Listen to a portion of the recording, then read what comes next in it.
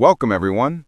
Today, we're diving into the Q3 2025 earnings from CLIFFS, a report that proves sometimes the market's reaction is more important than the headline numbers. CLIFFS is a leading flat-rolled steel producer and a major supplier of iron ore pellets in North America. Historically known as a dominant iron ore mining company for over 170 years, CLIFFS underwent a significant strategic transformation with its acquisition of AK Steel in 2020 and subsequently ArcelorMittal USA later that same year. This pivotal shift transformed the company from a pure-play iron ore miner into a vertically integrated steelmaker.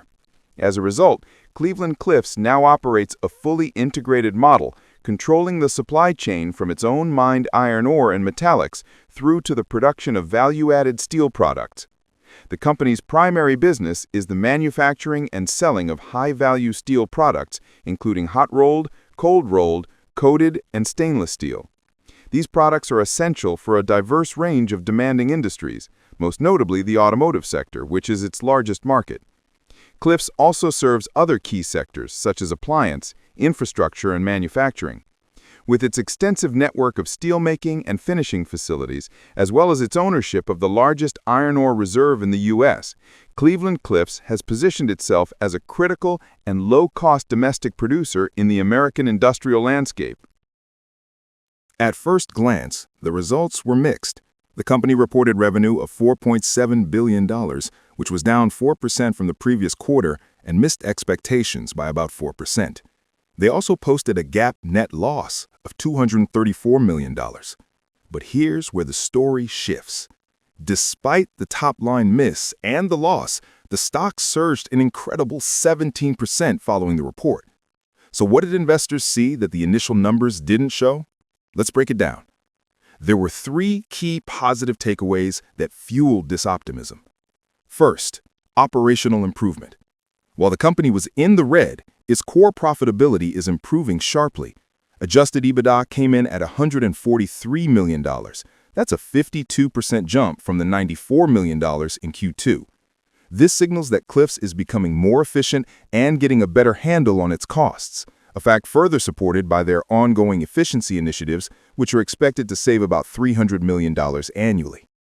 Second, strong strategic moves. CEO Lourenço Gonçalves announced two major developments. One, the termination of a costly slab supply contract with ArcelorMittal.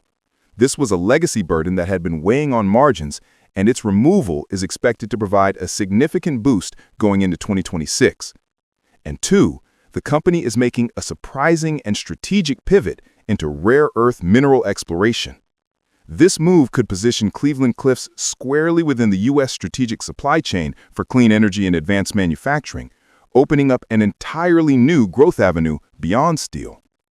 Third, powerful external tailwinds. Gonçalves was very clear in crediting the current administration's trade policy, specifically the 50% steel import tariff, for stimulating demand. He revealed that CLIFFS has now secured long-term supply deals with all major U.S. automakers. This is a huge advantage, evidenced by automotive steel shipments now making up 30% of total sales. While other sectors like construction remain weaker, this strong automotive backbone provides crucial stability. So what's the bottom line? Analysts largely viewed this quarter as a turning point. The revenue miss was overshadowed by the clear path to improved future profitability, the removal of a major cost burden, and a potentially transformative diversification into rare earths. CLIFFS is positioning itself not just as a recovering steel leader, but as a company leveraging U.S. trade policy, technological integration, and now critical minerals to drive growth. With solid liquidity of $3.1 billion on hand, the market is betting that the worst is behind them and the foundation is set for a stronger 2026. When looking at CLIFFS heading into late 2025, we see a company at a critical crossroads. It's benefiting from strong U.S. tariffs and a rebound in automotive steel demand. However, beneath this surface, several significant structural and market challenges could define its future trajectory. Let's break down the 6 key challenges facing CLIFFS.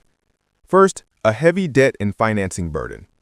The company operates with a high debt-to-equity ratio of 1.33, a legacy of its major acquisitions of AK Steel and ArcelorMittal USA. This debt load limits financial flexibility for new growth investments and increases its sensitivity to interest rate changes. While management is prioritizing debt reduction over share buybacks, this overhang remains a key pressure point, especially when steel margins fluctuate. Second, declining construction and industrial activity. While automotive shipments have risen, the construction and general manufacturing sectors remain weak. This is a problem because these sectors account for a large portion of CLIFFS flat-rolled steel products.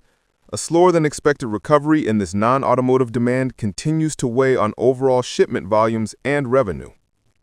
Third, commodity volatility and margin compression. As a vertically integrated producer, CLIFFS is exposed to volatile prices for iron ore, energy, and metallurgical coal. While integration mitigates some raw material risks, its profit margins can still get squeezed during global steel downturns. Furthermore, rising electricity and logistics costs are eroding the competitiveness of its U.S. mills. Fourth, operational restructuring and its costs. To control costs, CLIFFS has idled several underperforming facilities, a move expected to save about $300 million annually. However, this process has involved short-term restructuring expenses and prompted some local backlash. The ongoing work to optimize its larger plants in Cleveland and Dearborn is crucial, but these operational gains are not yet fully realized. Fifth, an over-reliance on domestic trade policy. CLIFFS's recovery is heavily tied to supportive policies, specifically the 50% steel tariffs. This creates a significant political risk. Any future reversal or softening of this tariff policy would immediately hurt its competitive advantage against foreign steel producers, making this a foundational vulnerability. And sixth, a new strategic risk with its rare earth expansion. The company's planned entry into the rare earth minerals segment is ambitious. However, analysts caution that it brings execution and capital allocation risks, as CLIFFS lacks prior experience in this field. Any missteps in development or permitting could divert crucial resources and management attention away from its core steel business. We should also note the ongoing environmental and ESG pressure. CLIFFS is investing in green steel initiatives, including a $575 million Department of Energy-backed project. But meeting decarbonization goals presents an ongoing operational challenge with high initial costs. The story here is one of cautious transition, and the consensus among Wall Street firms reflects that complexity. The overall rating for CLF is best described as a hold, leaning toward a moderate buy.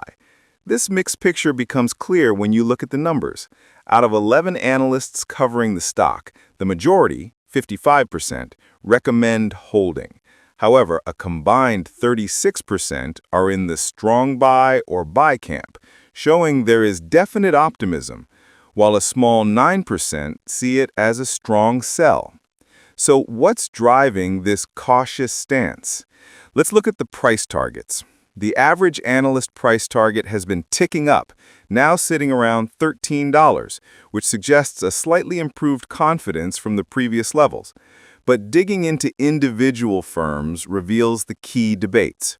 Bank of America Securities, for instance, raised its target to $14.50, but maintains a neutral rating. Their primary concern? The company's debt levels, which remain a headwind despite improvements in EBITDA. JP Morgan echoes this balanced view with a $13 target and a neutral stance, pointing to a tug-of-war between the potential tailwinds from trade policy and the persistent risks associated with that high leverage. On the more bullish side, we have Seaport Research, which has a buy rating. Their analyst, Martin Englert, is focused on the company's operational strengths, specifically expected cost improvements and the continued strong demand from the automotive sector, a key market for CLIFFS high-quality steel. This split in opinion perfectly captures the two main narratives around Cleveland-Cliffs. The bullish case rests on three pillars: the company's improving operational efficiency, its exposure to a resilient U.S. auto industry, and its strategic long-term play to diversify into rare earth minerals, a move that could redefine the company beyond traditional steel. The bearish argument, however, focuses on high leverage, some weak free cash flow numbers in the last quarter, and the ever-present cyclical pressures of steel prices. So what's the overall takeaway? Analysts broadly agree that Cleveland-Cliffs fundamentals are stabilizing and even improving. The stock's recent rally, however, has made many on Wall Street cautious. At its core, CLF is currently viewed as a show-me story. The market is waiting to see if the company can consistently deliver on its promises, whether that's generating stronger cash flow, delevering its balance sheet, or successfully capitalizing on its rare earth and tariff advantages. For now, the consensus suggests limited near-term explosive upside, with the real potential likely unfolding as we move into 2026. It's a stock that requires patience as the market waits for the story to fully develop. That's all for this breakdown. What do you think? Is Cleveland-Cliffs comeback for real? Let us know in the comments below.